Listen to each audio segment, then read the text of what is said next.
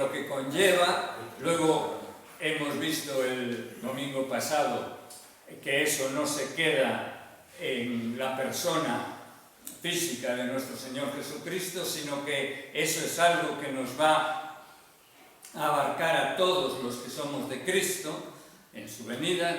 Lo vimos en el capítulo 15 de 1 Corintios el otro día, y ahora quisiera abordar lo que viene después de nuestra resurrección, que es el destino definitivo que tenemos, ¿no? Y quisiera que eso lo viésemos en el libro de Apocalipsis, en el capítulo 21, pero antes quiero leer unos versículos del mismo capítulo 15 de 1 Corintios que consideramos el domingo pasado, porque nos pone el contexto de ese punto omega, de ese punto final, ya de ese punto definitivo de la vida plena, de la vida auténtica, de la vida libre de todo penar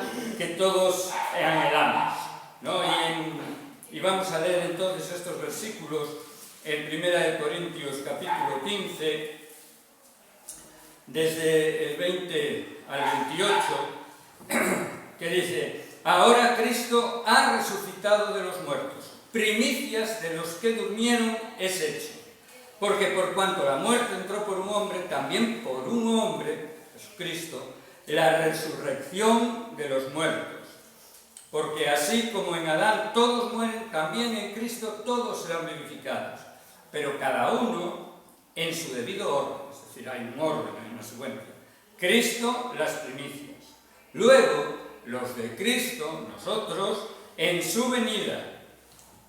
Luego, el fin, cuando entregue el reino al Dios y Padre, cuando haya suprimido todo dominio, toda autoridad y potencia. Porque preciso es que Él reine, Él está reinando ahora, hasta que haya puesto a todos sus enemigos debajo de sus pies. Y el postrer enemigo que será destruido es la muerte. Porque todas las cosas las sujetó debajo de sus pies. Y saltamos ahora al versículo 28 y dice: luego que todas estas cosas le estén sujetas, entonces también el Hijo mismo se sujetará al que le sujetó a él todas las cosas, para que Dios sea todo en todos. Y en este preciso instante, en ese preciso momento de la historia de la humanidad, es que nos sitúa el capítulo 21 del Apocalipsis de San Juan, la revelación de Jesucristo. Y no me va a dar tiempo a poder abarcar todo el tema, todo lo que conlleva este capítulo, pero vamos a comenzar y hasta donde nos dé el tiempo, y ya en una próxima predicación pues continuaremos, ¿no? Pero vamos a comenzar lo que dice ahí en el capítulo 21, en el primer versículo, y vamos a ir comentándolo versículo a versículo. Dice: vi un cielo nuevo y una tierra nueva. Amén. Y aquí hay que explicar que esa expresión cielo y tierra para los hebreos forma una unidad. No se está refiriendo a que fuese el cielo donde está Dios con toda su corte y que eso fuese nuevo, porque eso no necesita ser renovado, por cuanto el cielo es Dios mismo y Dios mismo nunca ha sido contaminado ni ha sido impuro. Por lo tanto, no se está refiriendo a eso, sino que cuando dicen cielo y tierra, en expresiones nuestras sería el universo. Lo que está diciendo ahí es: vi un universo, un cosmos nuevo, algo distinto, pero era un cosmos, es decir, era un universo. no era algo de una naturaleza completamente ajena y diferente, no, era un cosmos, solo que ese cosmos estaba renovado, ¿vale? Dice, porque el primer cielo y la primera tierra pasaron, es decir, este universo que nosotros conocemos, en el cual vivimos sobre esta tierra, tendrá un final, tendrá un fin, es decir, esto que nosotros vivimos aquí con algunas alegrías y más de un disgusto, y eso que nosotros estamos en una zona de este planeta que es privilegiada, y en una época también privilegiada, pero fuera de esta zona en la cual nosotros vivimos, pues muchas personas viven en unas situaciones mucho peores y situaciones que tienen que sufrir injusticia, y nuestros mismos hermanos, como orábamos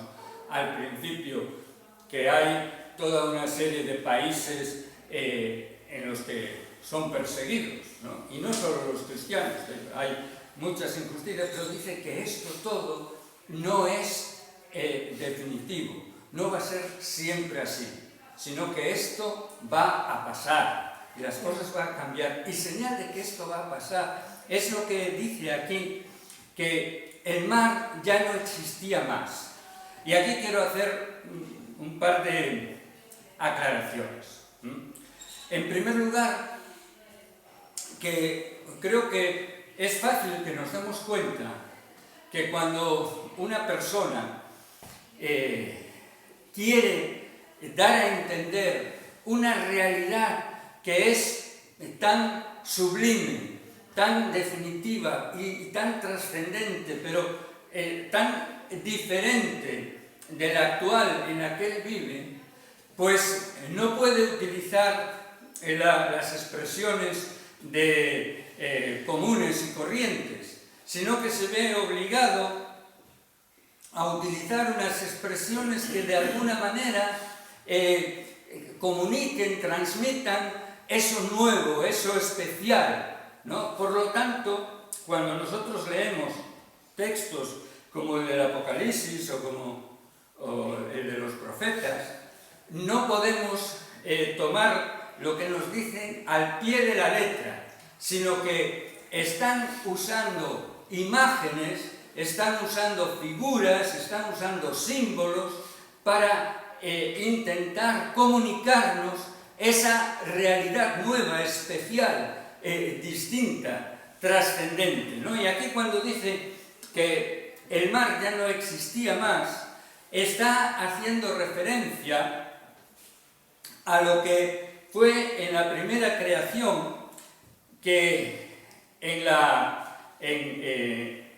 cuando vamos al Génesis y se dice que en el principio creó Dios los cielos y la tierra, ¿qué se nos dice? Se nos dice que la tierra estaba desordenada, caos y vacía, es decir, no había humanidad todavía, ni seres vivos, ni nada, y dice que las tinieblas estaban sobre la faz del abismo, dice nuestra versión, que es decir, sobre la superficie del océano. ¿Qué océano era ese? Ese es lo que se llama el océano primordial, es decir, en las fuerzas del caos, que en la mentalidad de los paganos era de donde surgía toda la creación.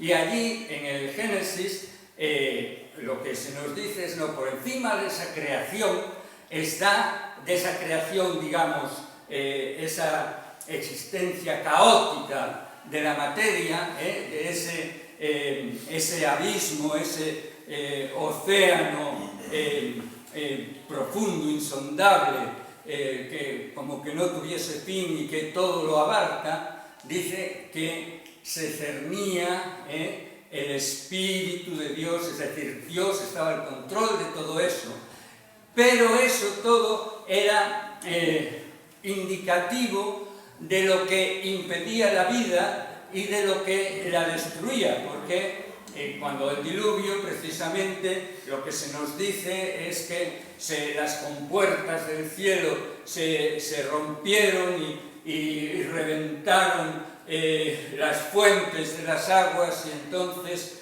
lo que Dios había separado en lo alto y en lo profundo para que surgiese la tierra y la vida y tal, se volvía a unir y lo destruía todo y todo volvía a ser anegado. Entonces el mar, en este sentido, habla de las fuerzas destructoras, habla de las fuerzas negativas, habla de todo aquello que se levanta en contra de Dios y en contra de la vida, y entonces dice que en este nuevo cielo, en esta nueva tierra, en este universo nuevo, en este cosmos renovado, ya no habría nada de eso, o ya no habrá, ya no habrá nada de eso, es decir, es un universo donde la vida florece, donde la vida triunfa, donde Dios no tiene opositor alguno, donde su luz irradia y llega a todos. Y luego dice, y yo, Juan, vi.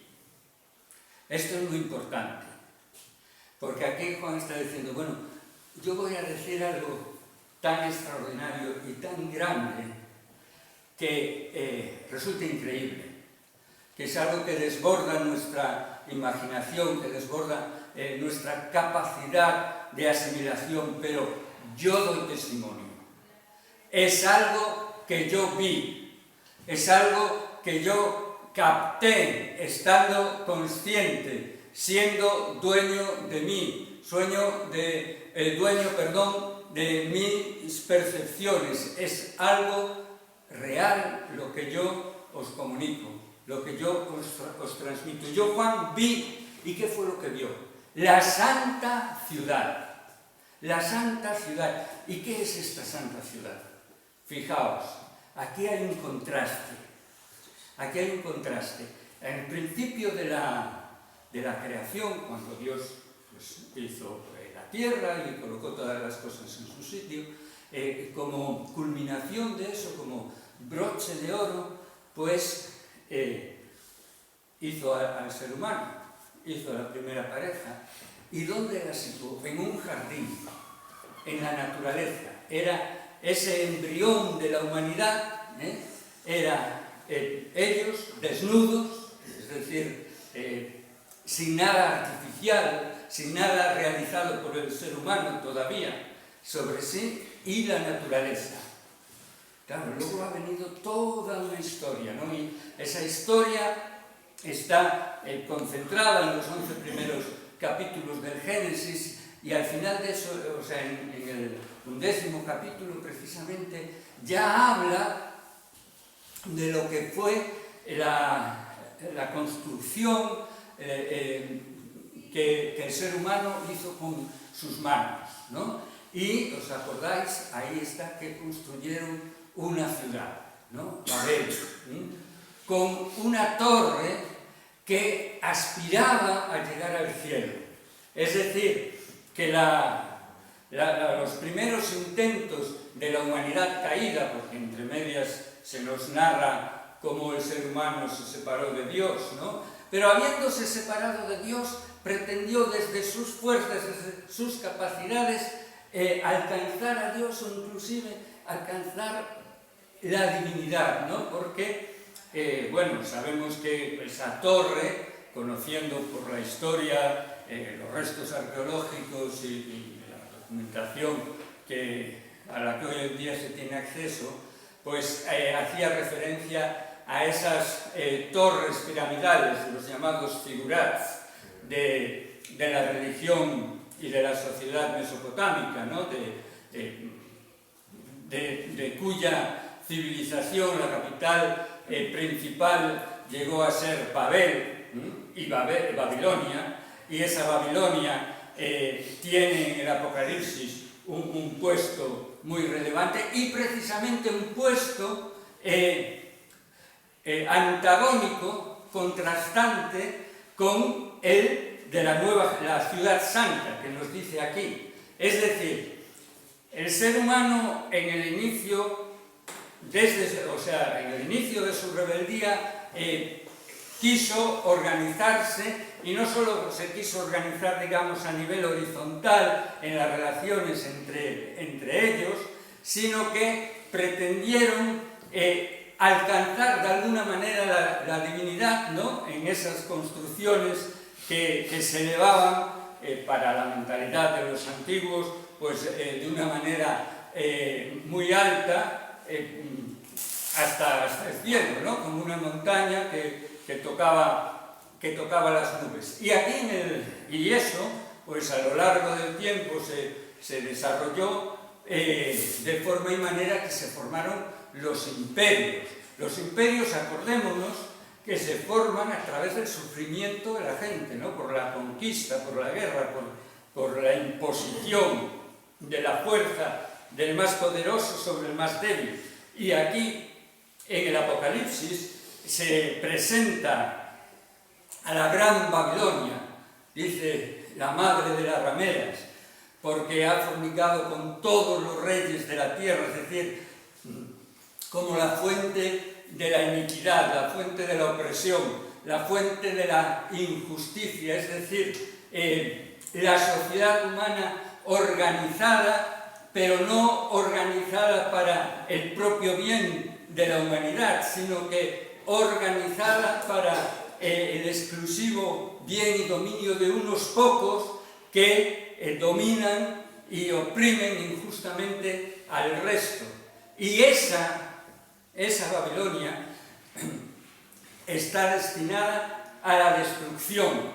Pero el apóstol Juan nos presenta aquí, en contraste con esa Babilonia que está destinada a la destrucción, la verdadera ciudad, que es la verdadera humanidad, que es la ciudad santa, que es la nueva Jerusalén, porque Jerusalén era el centro, era la capital del pueblo de Dios, y donde estaba allí el asiento de Dios sobre la tierra, en el templo, porque antes de venir Jesús, que era la verdadera presencia de Dios en la tierra, estaba la presencia de Dios en el templo sobre el monte Sión, y allí era donde los judíos, los siervos del Señor, acudían para encontrarse con el Señor, ¿no? Como dice el salmista, yo quiero morar en la casa de Dios todos los días de mi vida, ¿no?, y ver al Señor. Pues era esa idea que estaba allí en el templo. Pues ahora hay una nueva Jerusalén que veremos más adelante, en la cual ya no hay templo,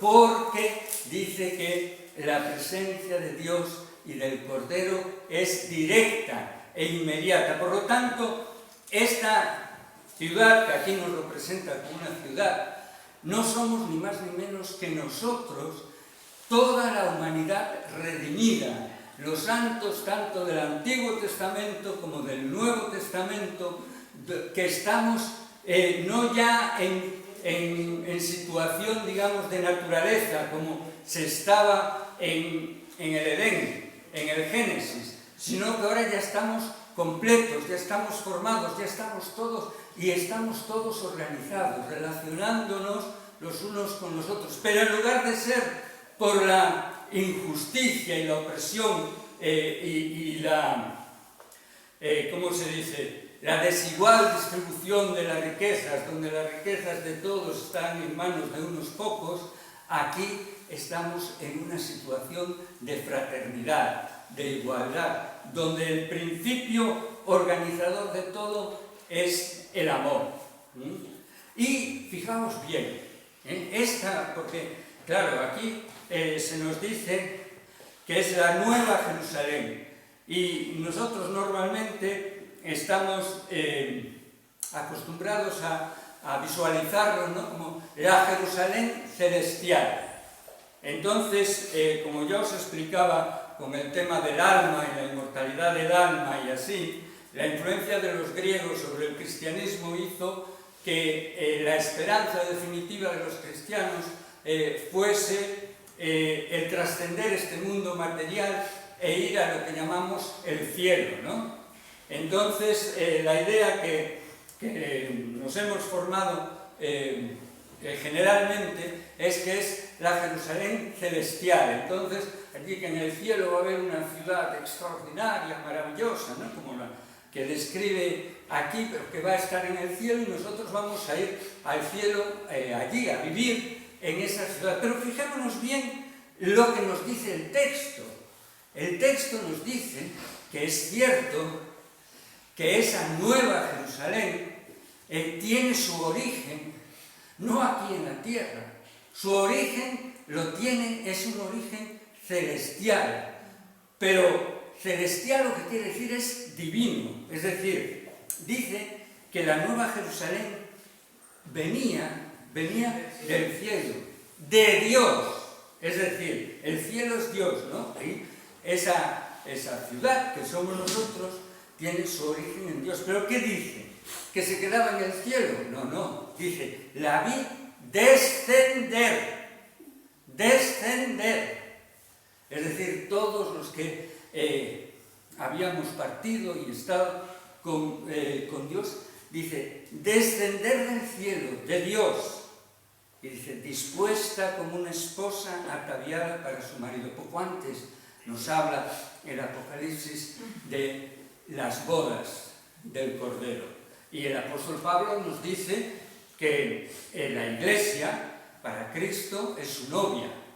Y que ahora, que somos nosotros, pues nos está preparando para presentársela inmaculada, con una piel tersa, radiante, sin mancha ni arruga.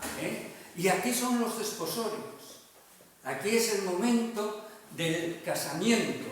Acordaos que del Antiguo Testamento de Jehová también se dice que es el esposo de su pueblo, pero es un esposo que lo pasa fatal porque su esposa pues no le es fiel y toda una serie de cosas.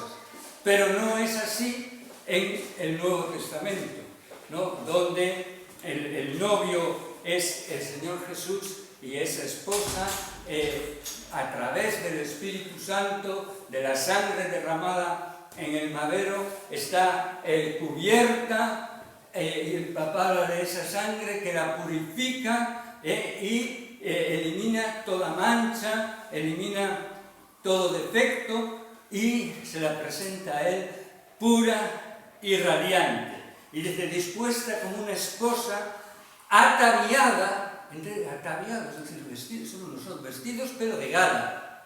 Somos nosotros, aunque nos miremos los unos a los otros, nos veamos todas las pecas, las manchas y los granos que a veces nos salen, todo eso hay una crema maravillosa del Espíritu Santo que nos lo quita todo y nos embellece, como decía José Luis, que la salvación hermosea el rostro. Pues no nos miremos los unos a los otros así, como también oía así de refilón antes del culto a Urbano, decir que basta que la novia que va de blanco, maravillosa y perfecta, le caiga allí una mota, y que ya solo veamos la mota, ya no veamos la hermosura. No, mirémonos con los ojos que nos ve el Señor, porque y ahí vamos a estar vestidos, ataviados, que ahí es por donde digo que no hay que tomarlo ahí al pie de la letra, porque lo bonito no es tanto el vestido en sí y tal, sino que aquí de lo que se habla es de virtudes interiores, del amor, de la inocencia, de la intención buena, como dice el Señor Jesús en el Sermón del Monte, los de limpio corazón, porque ellos verán a Dios. Y así, pues, eso es el atavío con el que vamos a estar descendiendo de la mismísima presencia de Dios, es decir, el Dios que nos está dando su ser, su manera de ser, ¿no? Su bondad. Y dice, y ya con esto acabamos, lo dejamos aquí, pero por lo menos leer el versículo 3, dice, y oí una gran voz del cielo que decía, he aquí el tabernáculo, quiere decir la morada de Dios, la casa de Dios, con los hombres. Es es decir, con la humanidad, ha descendido del cielo a la tierra, es decir, Dios bajó o bajará, y de hecho ya bajó con el Señor Jesús, pero además en el momento culminante y definitivo bajará a la tierra. No es que nosotros vayamos al cielo allá, no, Él bajará a la tierra y morará con nosotros, dice, y Él morará con ellos, y por fin ellos serán su pueblo, y Dios mismo, insiste aquí, Dios mismo estará con ellos como su Dios. Y es un estribillo que recorre toda la Escritura, desde el Antiguo Testamento, que aparece una y otra vez, y luego en el propio Nuevo Testamento, cuando dice que eso, y vosotros seréis mi pueblo, y yo seré vuestro Dios. Y a lo largo de toda la historia siempre encontró obstáculos y dificultades para que eso se pudiese llevar a cabo, pero aquí en este momento, cuando Dios lo sea todo, en todos, después de haber venido nuestro Señor Jesucristo, eso se culminará. Y esa es la esperanza que nosotros tenemos, es el horizonte hacia el cual nos dirigimos. Por lo tanto, el conocimiento de estas realidades y el internalizarlas, el asimilarlas y el vivirlas, dulcifica los problemas y las dificultades y los desengaños que podamos tener aquí de momento, porque estas son las primeras cosas, pero estas primeras cosas pasarán. Amén, hermano. Amén. Pues que el Espíritu de Dios nos anime toda esta semana para bendecir a todos los que están a nuestro alrededor. Amén. Amén.